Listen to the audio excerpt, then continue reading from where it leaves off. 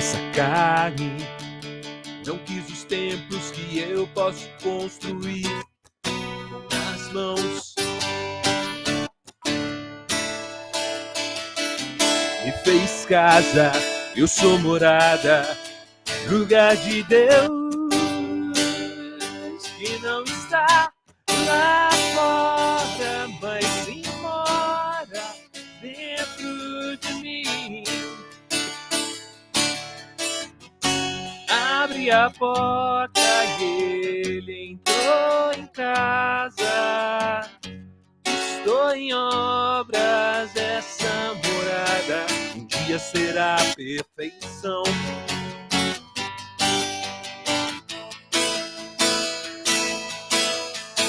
Deus preferiu essa carne, não quis os tempos que eu posso construir com as mãos. Não. Me fez casa, eu sou morada, lugar de Deus que não está lá fora, mas sim mora dentro de mim. A minha janela são esses olhos que brilham. Uma coisa ela mostra, quem a ilumina é o meu amado, mudando as coisas de lugar dentro de mim. Tudo dentro de mim. E eu sou casa, lugar de Deus, e Ele habita em mim.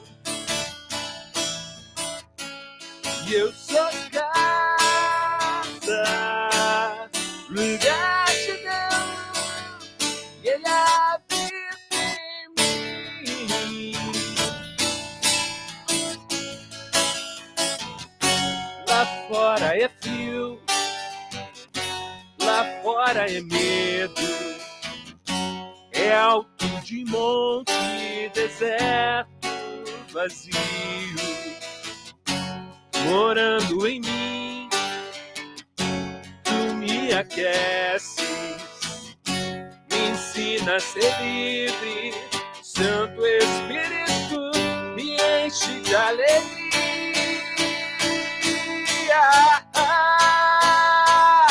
E eu sou casa, lugar de Deus, e Ele habita em mim. E eu sou casa, lugar de Deus, e Ele habita em mim. E eu sou casa, lugar de Deus, e Ele habita em mim. E eu sou casa, lugar de Deus, e Ele habita em mim, e Ele habita em ti, Ele habita em nós, dentro de nós.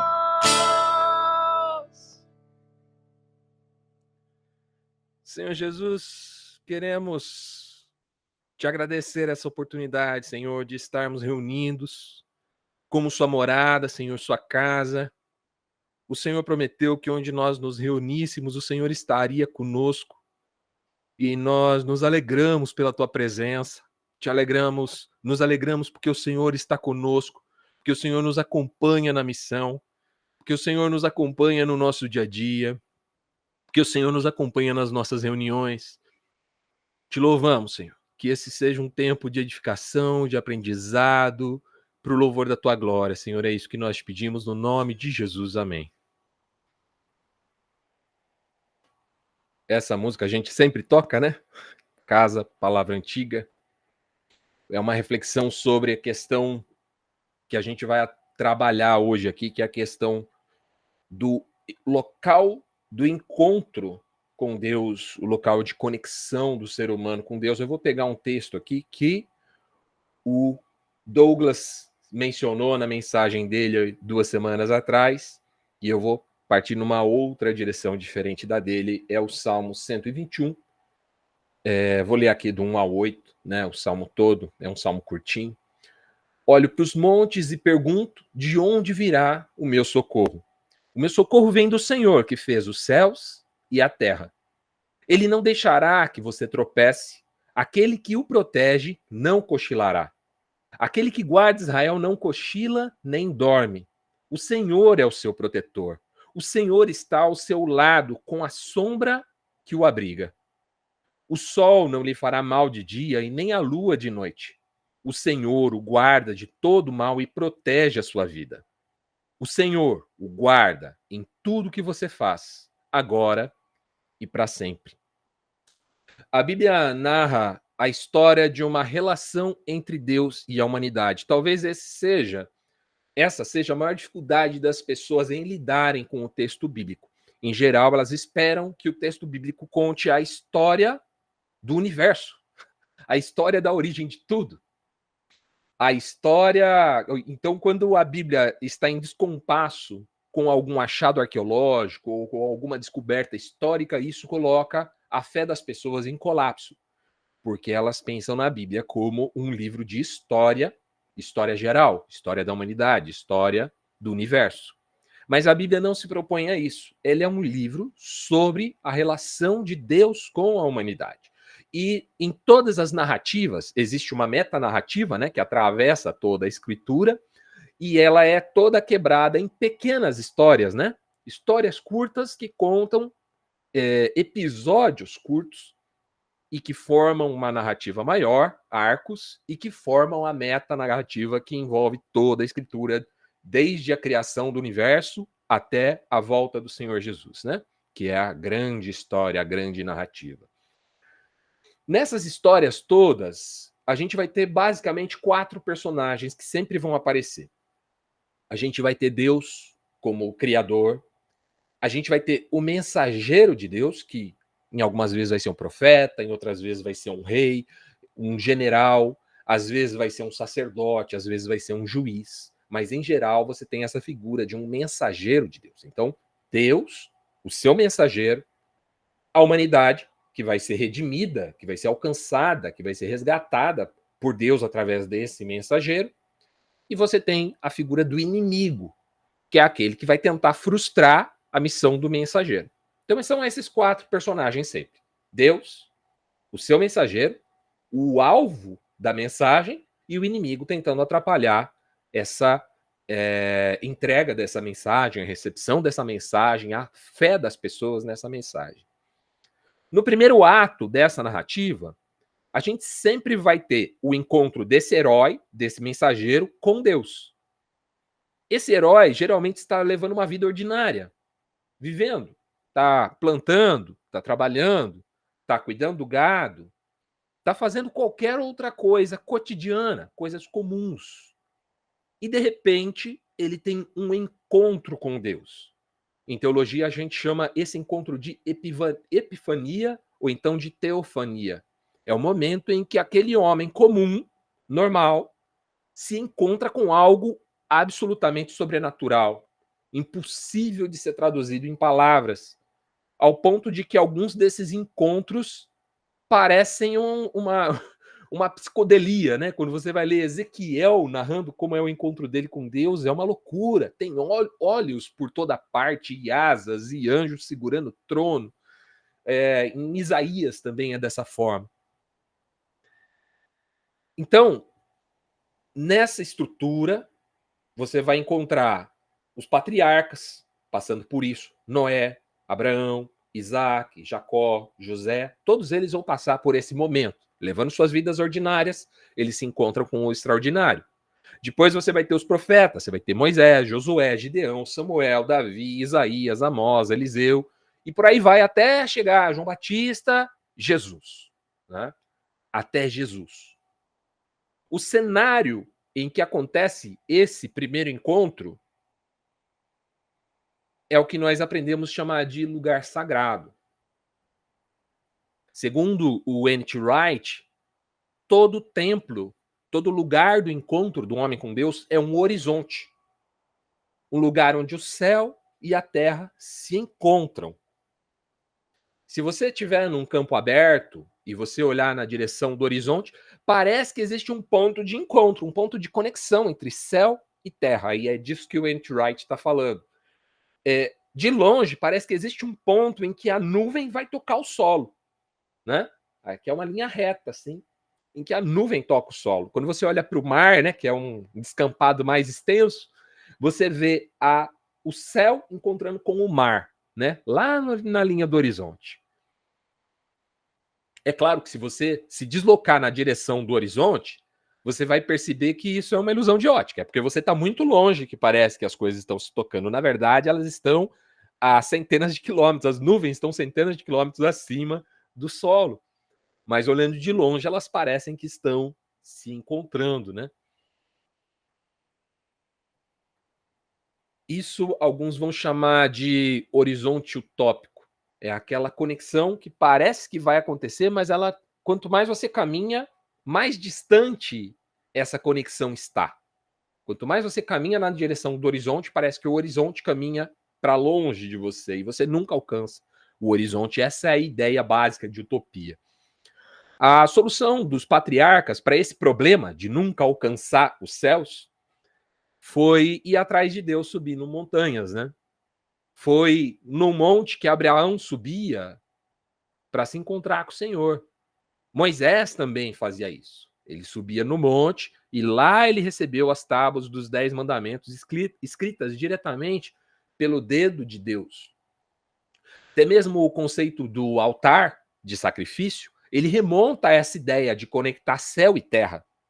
Porque você tem lá um altar, você coloca um animal morto, né, imolado, sobre a lenha e taca fogo. E o cheiro, a fumaça, o cheiro da gordura, que é agradável, né, sobe aos céus. Então você, de alguma forma, você consegue se comunicar com o divino através dessa fumaça que sobe com o cheiro de gordura. E você vai encontrar essa referência em diversos momentos, o próprio Deus falando disso. A religião, então, estabelece os locais em que céu e terra se conectam. Primeiro acontece em locais em que Deus se manifestou. Então, esses passam a ser tratados como locais de culto, locais de encontro com o divino. Vou falar de 5 locais que fazem parte desse processo de evolução do local do encontro, ou do que nós hoje convencionamos chamar de templo. Então, primeiro era o local onde Deus havia se manifestado, né? Primeiramente, esse local de encontro parece ser meio aleatório. Parece que Deus resolveu se apresentar para o homem ali, de qualquer forma. Por exemplo, quando Deus encontra Adão e Eva, quando Deus aparece para Noé, quando Deus aparece para Jó, quando Deus aparece para Abraão e até para Moisés. Esses locais não eram especiais até acontecer esse encontro de Deus com eles.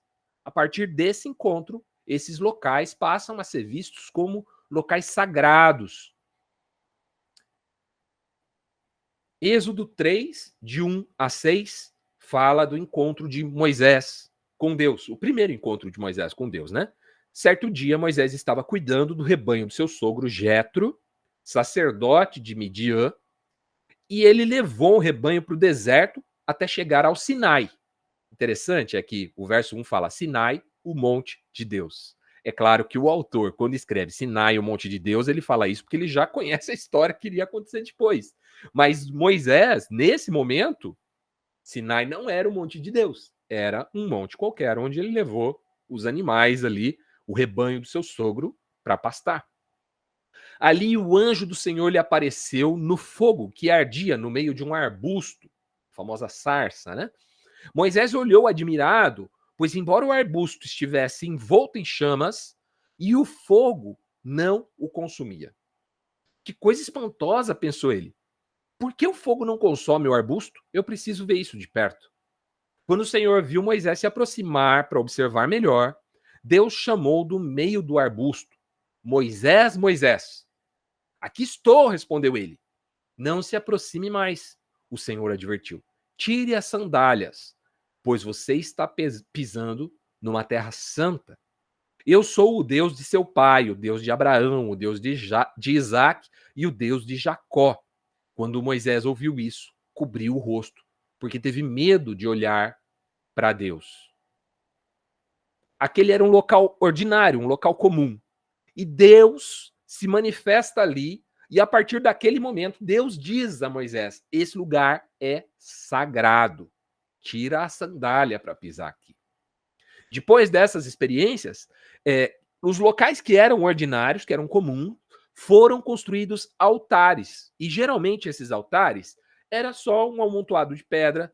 Em geral, essa montanha de pedras era quadrada e possuía pontas nos 4 cantos, né? Que você vai ver referência a isso nos textos bíblicos, chamando de chifres do altar.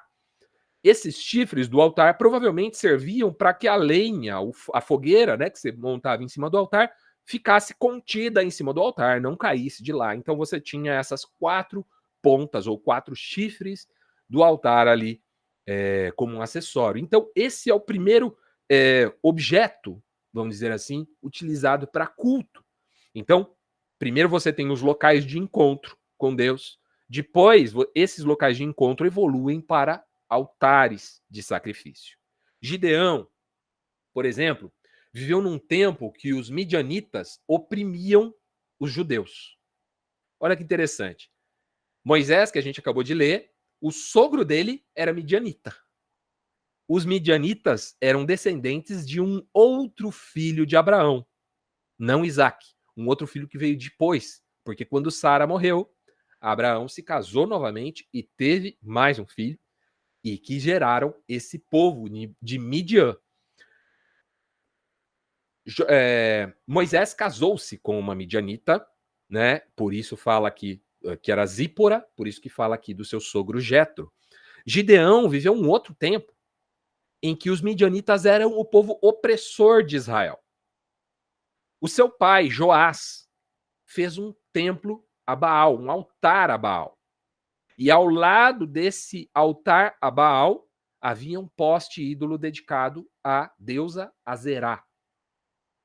Tem um determinado momento na vida de Gideão em que um anjo do Senhor apareceu e convocou ele para libertar os seus irmãos da opressão dos midianitas. Vocês conhecem esse texto em que ele diz: mas eu sou mais pobre, eu sou da família menos importante. E aí o anjo fala: é nessa força mesmo, vai nessa força que tá tudo certo, né? E ali Gideão construiu um altar ao Senhor que ele chamou de Javé Shalom. Javé Shalom, vocês devem saber, né? Significa paz de Javé. Ou Javé, Jeová, é paz. Né? Depois desse encontro, o próprio Deus se encontrou com ele à noite, muito provavelmente em sonho, e convocou ele a edificar um segundo altar. Olha o que diz lá em Juízes, capítulo 6, versos 25 a 27. Naquela noite, o Senhor disse a Gideão: tome o segundo touro do rebanho do seu pai, aquele de 7 anos. Derrube o altar que seu pai fez a Baal. Corte o poste que foi edificado a Azerá, que fica ao lado do altar. Depois construa um altar ao Senhor seu Deus, no alto dessa colina, arrumando as pedras com cuidado. Sacrifique o touro sobre esse altar como um holocausto e use como lenha a madeira do poste de Azerá, que você vai cortar. Gideão levou 10 de seus servos e fez o que o Senhor mandou. Porém, fez tudo de noite, com medo de sua família e do povo da cidade. De fato, pela manhã, quando o pessoal viu o templo de Baal destruído, o templo de Azerá, o poste de Azerá em chamas, né? Virou carvão ali, e um outro altar edificado, eles saíram caçando quem tinha sido responsável, descobriram que era Gideão, e aí ele foi inquirido por isso, ele teve que prestar contas porque que ele tinha destruído 2 templos, vamos dizer assim, para edificar um templo ao Senhor.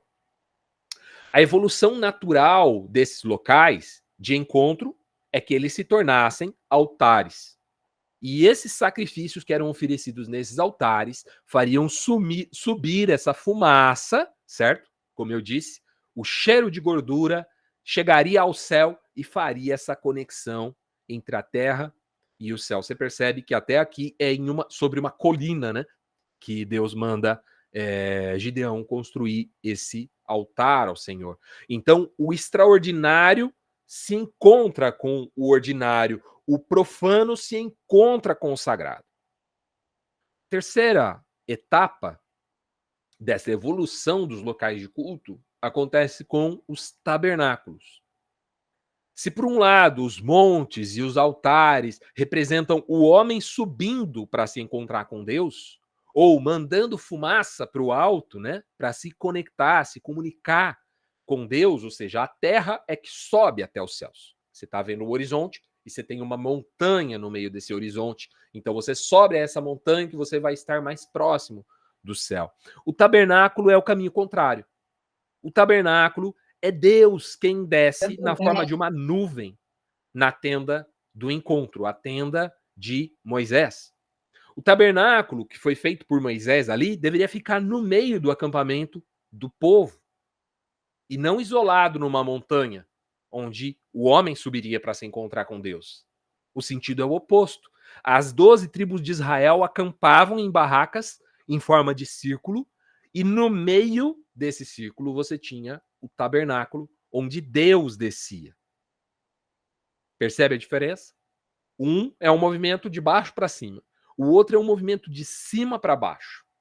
É Deus quem vem conversar e se relacionar com o povo. Ainda assim, o acesso a esse local da presença de Deus, o lugar santíssimo, né, como é chamado, o Santo dos Santos, ele é restrito ao sumo sacerdote. Só o sumo sacerdote é quem poderia se aproximar da Arca da Aliança, que era o símbolo da presença de Deus. Enquanto o povo peregrinava pelo deserto, era assim que eles se encontravam com Deus. Deus descia no meio deles, o local onde havia um tabernáculo, a sua presença descia na forma de uma nuvem, e ali, apenas naquela tenda específica, apenas o sumo sacerdote poderia entrar para se encontrar com Deus. A mesma lógica de uma morada de Deus no meio do povo vai acontecer com o tabernáculo de Davi, muitos anos depois, né? Quando ele recupera a Arca da Aliança, que estava perdida, e ele abriga ela em uma tenda. Mas ali existe um avanço muito importante. No tabernáculo de Davi, diferente do tabernáculo de Moisés, a presença de Deus era para todo mundo. Ao invés de ter um acesso restrito ali, aquele lugar onde ficava a arca, no tabernáculo de Davi, tinha músicos tocando de dia e de noite, tinha música e dança na presença do Senhor. Então Deus estava no meio do povo e o povo também estava na presença de Deus. O acesso que antes era restrito a um sumo sacerdote, era restrito a alguém muito especial, muito importante, ele passa a ser coletivo, lugar onde todos poderiam adentrar a presença de Deus, e isso acontece ali no tabernáculo de Davi. É interessante notar também que haviam outros tabernáculos, outros altares, outros locais de culto. A gente acaba tendo, por exemplo, na cabeça, vocês se lembram da história de Ana, Ana que não podia ter filhos, e o texto diz lá em Juízes que ela foi ao templo pedir a Deus um filho, e ela promete ao sacerdote, ao sumo sacerdote Eli, que ela daria o seu filho para servir no templo. Acontece que isso ocorreu no tempo dos Juízes, muito antes de Salomão edificar o primeiro templo. Não existia templo. Onde é que Ana se encontrou com Eli e ofereceu seu filho, que depois nasceu, né, Samuel, como também para servir no templo. Mais tarde, Samuel se tornou um profeta, se tornou sacerdote. Como é que ela ofereceu esse filho? Foi em um tabernáculo, era uma tenda. Era uma tenda que abrigava a presença do Senhor, muito provavelmente a Arca da Aliança, ali em Siloé.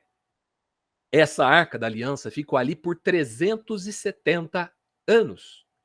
Essa tenda, muito provavelmente, ao que a maioria dos arqueólogos e dos estudiosos da Bíblia pensam, é que ela foi construída em cima de um antigo templo cananeu.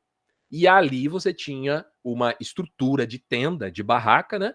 Onde você tinha a presença de Deus e onde as pessoas cultuavam. O povo de Israel cultuou em tendas muito mais tempo do que cultuou em templos. Os templos de pedra são o próximo passo dessa evolução. Porque, você se lembra dessa história? Depois que Davi morreu, Salomão resolveu, queria construir um templo para Deus. A questão é que Salomão estava construindo uma casa enorme para ele mesmo. E ele constrói um templo para Deus, parece, né? O autor parece indicar que ele faz isso como uma espécie de um desencargo de consciência, já que ele estava construindo uma casa tão grande para ele precisava construir uma casa grande para Deus também. Acontece que ele tinha centenas de esposas e Deus só tinha uma esposa, Israel.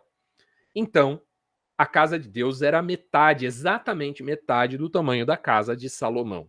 O templo que Salomão edifica para Deus é metade do tamanho da casa, do palácio que ele constrói para ele próprio. Isso parece que é uma tentativa, ele se sente obrigado, de alguma forma, a construir esse templo. Se você se lembra, o pai dele havia se proposto a fazer isso.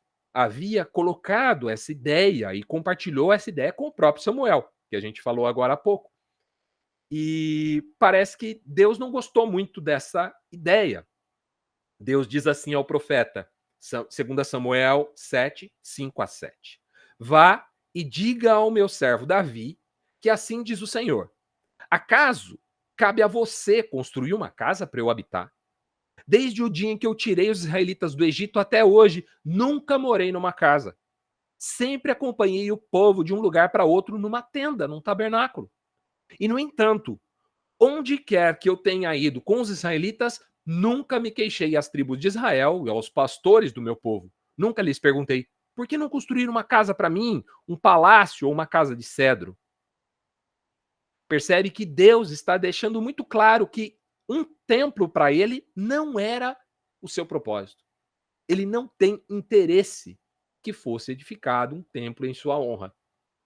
Apesar disso, Salomão construiu o templo, né? Davi não construiu, mas o seu filho Salomão sim construiu e Deus aceitou. Olha só, vocês já ouviram falar em vontade permissiva de Deus? É quando não é o propósito, não é aquilo que Deus gostaria, mas ele permite e ele aceita. Foi isso que aconteceu com Salomão. Deus havia deixado muito claro que não tinha um templo como parte do seu propósito, mas ele aceita o templo de Salomão e ele aceita a oferta que Salomão oferece naquele lugar, ao ponto que ele manifesta a sua presença, que a gente costuma chamar de Shekinah, né? A presença de Deus encheu o templo na sua inauguração, de modo que as pessoas não conseguiam ficar em pé, de tão densa que era a presença de Deus naquele lugar. Interessante é que mais adiante, quando edifica-se o segundo templo, que é o de Zorobabel, depois que Esdras reconstrói os muros e toda aquela história que acontece depois do exílio babilônico, Deus não confirma esse segundo templo. A presença de Deus não aparece no texto. Deus não diz nada a partir dos seus profetas, simplesmente o sacrifício é retomado naquele templo, de modo mecânico, utilitarista. Mais tarde, perto do nascimento de Jesus, o rei Herodes amplia muito esse templo de Zorobabel e cria uma estrutura imensa com a intenção de agradar os hebreus. Aí a gente já está falando de Novo Testamento. Para você ter uma ideia, no tempo de Jesus, o templo de Jerusalém tinha 9.000 levitas. 9.000 levitas. Levitas não são músicos. Levitas são funcionários do templo. Pessoa que trabalha na portaria, pessoa que trabalha na limpeza, pessoa que trabalha na manutenção, pessoa que carrega as coisas para cá e para lá, pessoas que fazem sacrifício. Todas essas pessoas eram 9.000 no templo de Herodes. Imagina a estrutura, o tamanho desse lugar. Hoje o que se tem lá é aquele muro que a gente aqui no Brasil chama de Muro das Lamentações. Os judeus não chamam de Muro das Lamentações. Eles não lamentam na frente desse muro, é um muro de orações, não é um muro de lamentações. Quem chama de Muro de Lamentações somos só nós. Então, esse era o local de culto. Até um pouco depois de Jesus, perto do ano 70, quando as tropas de Tito, acho que eu já falei disso aqui, as tropas de Tito invadem Jerusalém, destroem esse templo e o povo de Jerusalém é espalhado mais uma vez. Apesar e essa foi a quarta forma, né? Então a gente falou primeiro dos locais de encontro onde Deus se manifestou, depois dos altares de culto onde se queimava oferta, depois a gente falou do tabernáculo, que era uma tenda, uma barraca, depois a gente falou dos templos de pedra. E não houveram só 2, tá? Tiveram vários templos. Tinha templo no Reino do Norte, que até a mulher samaritana pergunta a Jesus qual é o local correto de se adorar, porque os judeus do sul haviam destruído o templo deles do norte anos antes. Então, existiam vários templos ao longo da história bíblica, e a arqueologia também conta a história desses locais de culto, certo? Então, depois, apesar da religião judaica estar lá, vivendo, existindo no Templo de Jerusalém, a presença de Deus nunca se limitou a um espaço físico. Por isso que Deus levantou diversos profetas ao longo da história, homens e mulheres que eram sacerdotes, homens e mulheres que não eram sacerdotes, não eram nem da tribo de Levi, nem da família de Levi, mas que eram escolhidos, levantados por Deus para entregar a sua palavra. Lucas, capítulo 3, versos 1 e 2, diz assim: era o 15º ano do reinado do imperador Tibério César, Pôncio Pilatos era governador da Judéia, Herodes Antipas governava a Galileia, seu irmão Filipe governava Itureia e Tracônites, e Lisânias governava a Bilene. Anás e Caifás eram sumos sacerdotes. Tinha 2 sumos sacerdotes naquela época. Nesse ano veio a mensagem de Deus a João, filho de Zacarias, que vivia no deserto. Por falta de um, a gente tinha 2 sumos sacerdotes naquele ano. Mas Deus não estava no templo. Deus vai falar com João Batista no deserto. Em João 2, versículos 19 a 21, Jesus diz: destruam esse templo e em 3 dias eu o levantarei. E aí eles disseram: foram necessários 46 anos para construir esse templo e você o reconstruirá em 3 dias? Mas quando Jesus disse esse templo, ele estava se referindo ao seu corpo. Por que é que Jesus não estava se referindo àquele templo de pedras? Ele havia dito aos seus discípulos, quando eles elogiaram o templo, eles estavam em Jerusalém nesse momento, eles diziam: que coisa mais linda, olha que extraordinário, que coisa maravilhosa, porque de fato Herodes havia feito uma estrutura muito grande. Como eu disse, haviam 9.000 funcionários dentro do templo, 9.000 pessoas trabalhando. Imagina a quantidade de visitantes.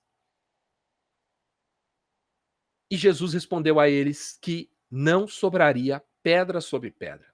Aquele templo seria posto abaixo, porque aquele templo já não mais abrigava a presença de Deus. Aquilo era só um sistema religioso a partir do qual algumas pessoas lucravam. Você tinha um comércio gigante na entrada do templo, porque a pessoa entrava não podia trazer o seu próprio animal para ser sacrificado, uma vez que o animal ia passar na inspeção dos sacerdotes, dos levitas, eles iam dizer: esse animal não serve, você vai ter que comprar ali na banquinha. Na banquinha provavelmente era algum familiar, algum laranja desse mesmo levita que estava comercializando o animal lá. Para comprar esse animal ali na banquinha, ele precisava de uma moeda que só poderia ser usada dentro do templo, porque a moeda que se usava correntemente tinha a imagem de César. E para os judeus aquilo era uma ofensa a Deus, usar uma moeda com a figura de César. Então, a moeda que se usava dentro do templo não era a mesma moeda que se usava no dia a dia.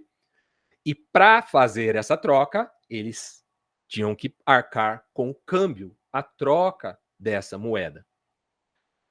Então, ele morria com uma grana no câmbio, comprava o animal, levava esse animal ao sacrifício. Depois, se sobrasse algum dinheiro disso, ele ainda ia ter que morrer com mais uma grana para voltar à sua moeda e perder mais dinheiro no câmbio de novo, antes de sair. Era um processo que, na verdade, a fé das pessoas. Era uma forma de exploração da fé das pessoas.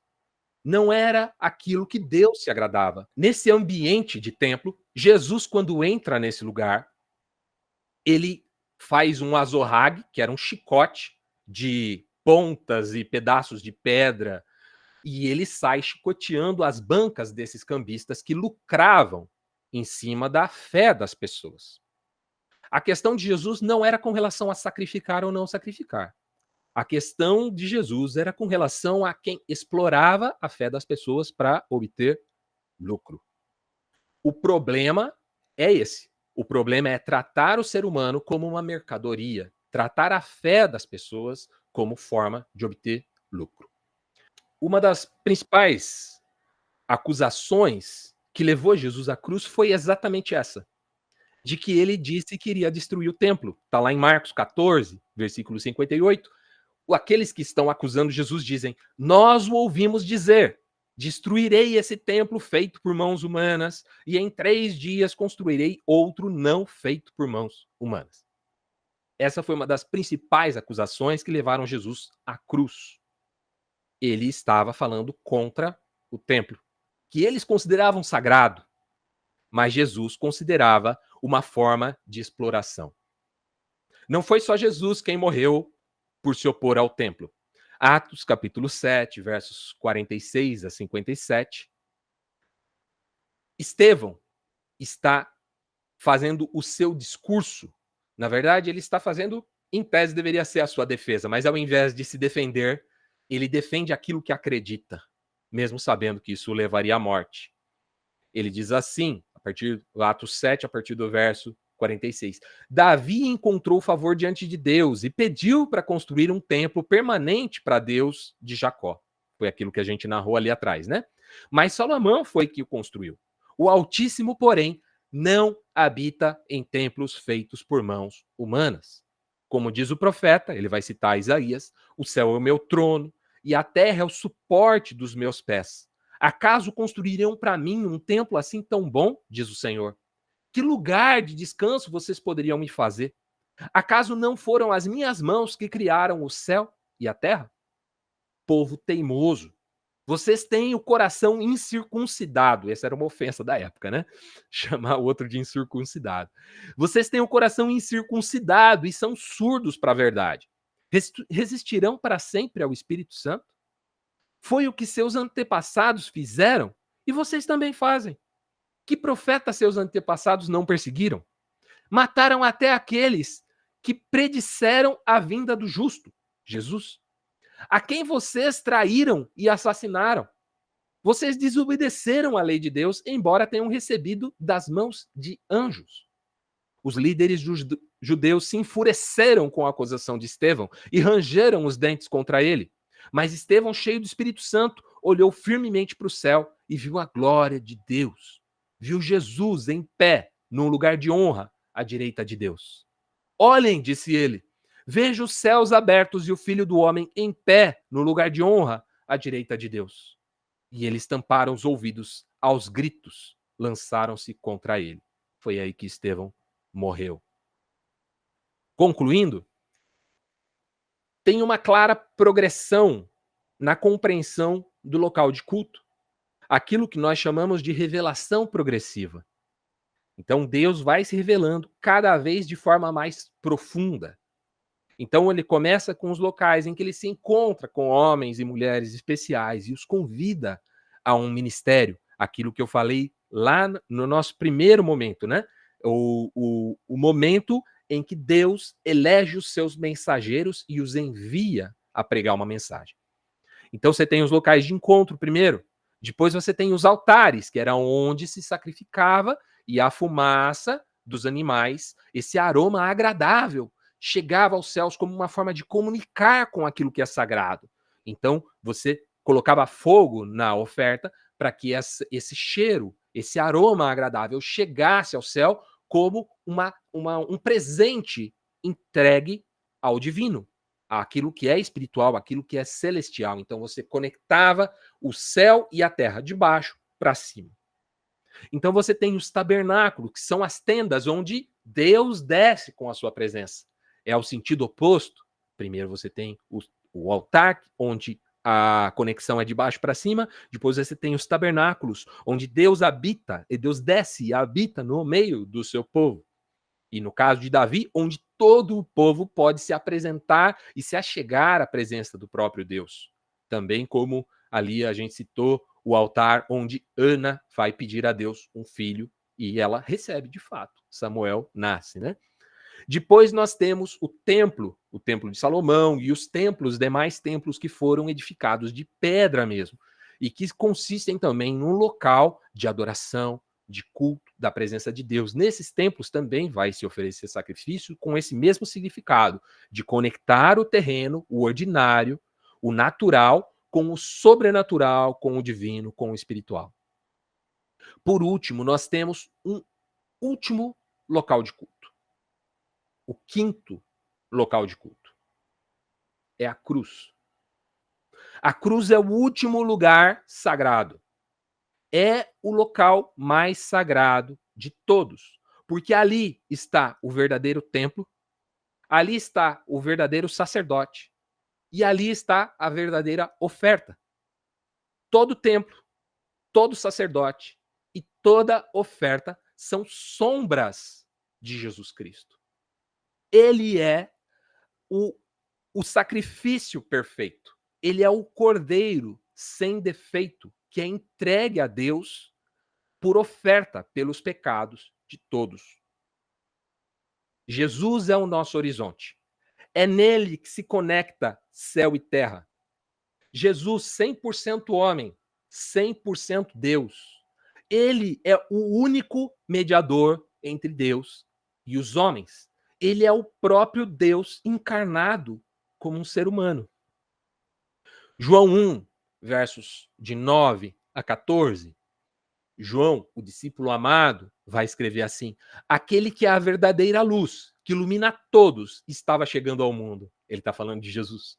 Ele veio ao mundo que ele criou, mas o mundo não o reconheceu. Ele veio para o seu povo, os judeus, mas eles o rejeitaram. Mas todos os que creram nele e o aceitaram, ele deu o direito de se tornarem filhos de Deus.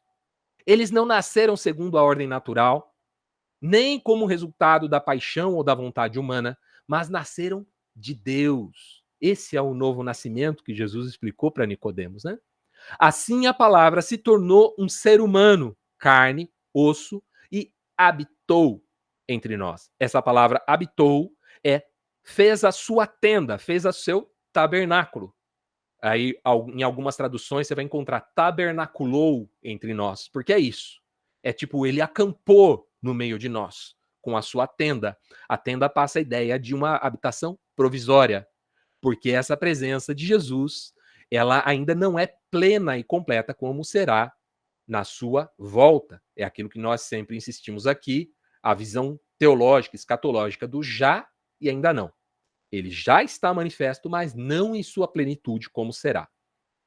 Ele era cheio de graça e verdade, concluindo o texto, e vimos a sua glória, a glória do único do Pai. Jesus é a tenda de Deus no meio da humanidade. Ele prometeu que estaria conosco todos os dias, até o fim dos tempos, se nós fizéssemos discípulos. É isso que ele nos instrui ao fim do Evangelho de Mateus. Vão, façam discípulos de todas as nações, batizando e ensinando tudo o que eu tenho ordenado, e eis que estou com vocês todos os dias até o fim dos tempos. Jesus também prometeu que onde 2 ou 3 se encontrassem em nome dele, ele também estaria no meio deles. Então perceba, o nosso local sagrado, e é aqui que fica a minha conclusão, o nosso local sagrado, o nosso local de encontro com Deus, é onde nós nos encontramos uns com os outros. Não é um templo feito de pedra. Não é simplesmente um local, um terreno sagrado. Porque todo terreno é sagrado onde nós nos encontrarmos uns com os outros em misericórdia, em amor. Onde nós manifestarmos aquilo que Deus nos ordenou a fazer. Jesus, quando Jesus esteve na terra, as pessoas fugiam dos leprosos, por exemplo. Porque tocar em um leproso te fazia impuro. Ao invés de fugir dos leprosos, Jesus voluntariamente toca os leprosos. E ao invés dele ficar impuro, é o leproso quem fica puro.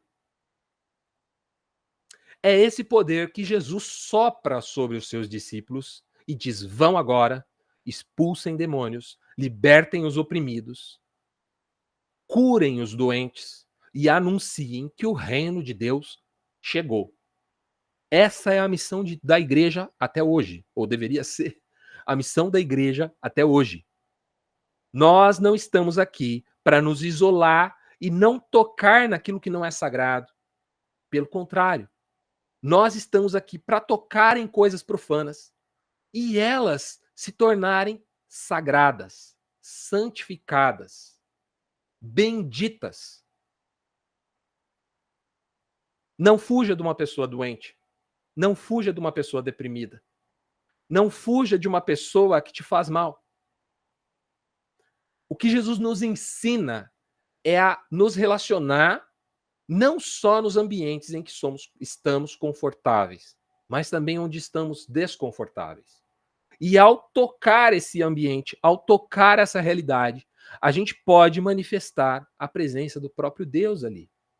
E ele vai trazer cura, misericórdia, graça.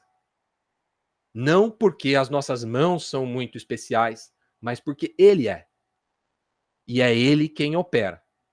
Não há nada de especial em cada um de nós individualmente.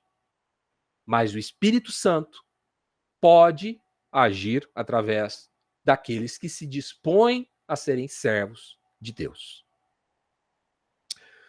Indo então para aquela nossa pergunta, e aí nós podemos levantar a mão, participar. Eu gostaria muito que a gente se mantivesse dentro da pergunta, do tema. Eu acho que tem muita coisa para desenvolver dentro do tema, e se a gente desviar muito do tema, a gente vai acabar não dando tempo de todo mundo participar. Então vamos ser bastante democráticos, né? Pensar no irmãozinho para que todo mundo participe de modo igual, né? Para que ninguém fique falando demais e outro de menos, tal. Então a pergunta é a seguinte: os religiosos mataram Jesus e Estevão quando eles falaram contra o templo. Qual era o motivo do apego que eles tinham àquele local físico? Será que era pelo seu apreço por Deus, pelo seu amor à religião, ou havia alguma coisa a mais, algum interesse além desse? Você consegue perceber algo parecido pensando nos templos de hoje e em como as pessoas se relacionam com os templos de hoje? Essa é a pergunta. Vou repetir. Os religiosos mataram Jesus e Estevão quando eles falaram contra o templo. Por que é que eles tinham tanto apego àquela estrutura física? Era por causa do seu valor religioso ou havia algum interesse a mais? E aí, para concluir, você consegue perceber algo parecido acontecendo hoje na forma como as pessoas se relacionam com Deus e com os templos? Essa é a pergunta. E aí podemos levantar a mão, podemos abrir o microfone e participar. Olha só, eu queria primeiro te agradecer, porque se você chegou até aqui, é porque você assistiu essa pregação inteira. Uma vez que você chegou até aqui, Você deve ter percebido que no final da mensagem eu dou um espaço para todo mundo interagir e participar. E se você está vendo esse vídeo no YouTube, você também pode interagir e participar aqui embaixo nos comentários, dando a sua contribuição. Se você gostaria de participar ao vivo com a gente, agora está mais fácil do que nunca. Você só acessa igrejapresente.com/encontro. A gente está sempre ali, aos sábados, às 20 horas. É só chegar, participar, edificar e ser edificado com a gente. Clicando neste botão aqui, você segue o nosso canal e clicando neste botão aqui, você tem acesso a todas as nossas reuniões da Igreja Presente. Seja muito bem-vindo e aproveite. Abraço, tchau, tchau.